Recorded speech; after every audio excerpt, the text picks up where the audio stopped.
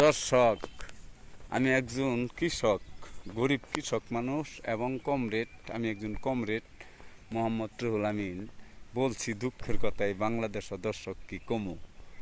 সরকার কত কঠোর পদক্ষেপ নিছে, নতুন সরকার। এরপরেও দেখেন প্রিয় দর্শক, এই যে গত মাসে এই যে টিসিবির তেল চাউলগুলি নাকি ঘুরে আসছি। আমি নিজে, আমার একটা কার্ড আছে টিসিবির, তেলটা পাই নাই, দেয় নাই। দুই দিন দৌড় পারছি, পাকড়িয়া দৌড় পারছি, এই বটতলা দৌড় পারছি, দৌড় পাইরা 80 টাকার মতন ভাড়া খরচ গেছে আমার। আজকেও গতকাল এই যে দেখেন এক দুপুর লাইন ধরে দাঁড়ায় আসছিলাম, দাঁড়ায় থেকে টিসিবির মাল পাই নাই। আজকেও যায় গাড়া বেড়া দিয়ে ঘুরে আইলাম। অনেক লোক এরকম নামে, অনেক আমাদের পাকড়ি ইউনিয়নে, শেরপুর সদরে পাকড়ি ইউনিয়নে অনেক টিসিবির কার্ডের এই 2-3 মাস থেকে কোনো টিসিবির মাল পায় না।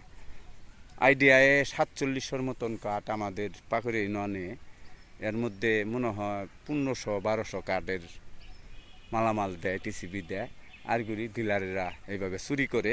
এই ভারপ্রাপ্ত চেয়ারম্যান যেটা আছে বর্তমানে ওয়াদুদ, এরা জিজ্ঞেস করলে এ জানে না, এরা হুইজ করলে আমি জানি না, আমি ডিলারের নাম চিনি না, ডিলারের খোঁজখবরই আমরা পাইতাছি না। দর্শক, এই মুহূর্তে সরকারি কর্মকর্তার কাছে আবেদন জানাই, দেশের সরকারের কাছে আমরা আবেদন জানাই, আমি একজন কৃষক হিসাবে, কমরেড হিসাবে, যেন আপনারা যদি নাই দেন, টিসিবির তেল চাউল যদি না দেওয়া হয়, তাহলে এইভাবে না করে দেওয়াটা ভালো। কিন্তু এইভাবে দর্শককে হরানি করা, গরিব মানুষগুলি এই 200 টাকা সেভ করার যায়, মালামাল এই মাল কিনবার, তেল কিনবার যায় 200-250 টাকা কম সেভ করার যায়, দেখা যায়।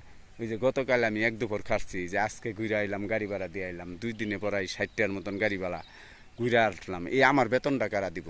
এটাই মাননীয় প্রধানমন্ত্রী এবং দেশের সরকার, স্বরাষ্ট্রমন্ত্রীর কাছে আবেদন আমাদের, যে এইভাবে যদি মানুষ কষ্ট করে, তাহলে আপনারা দয়া করে এই পদক্ষেপগুলি নেবেন।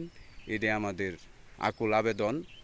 বিশেষ করে আমাদের পাকড়ি ইউনিয়নের ভারপ্রাপ্ত চেয়ারম্যান ওয়াদুদ, এই যে আর জালিয়াতি, এর বর্তা সুর, এই সুরের যদি আপনারা সরকারিভাবে পদক্ষেপ নিতেন, তাহলে এই ডিলারের খবর পাওয়া যাইতো।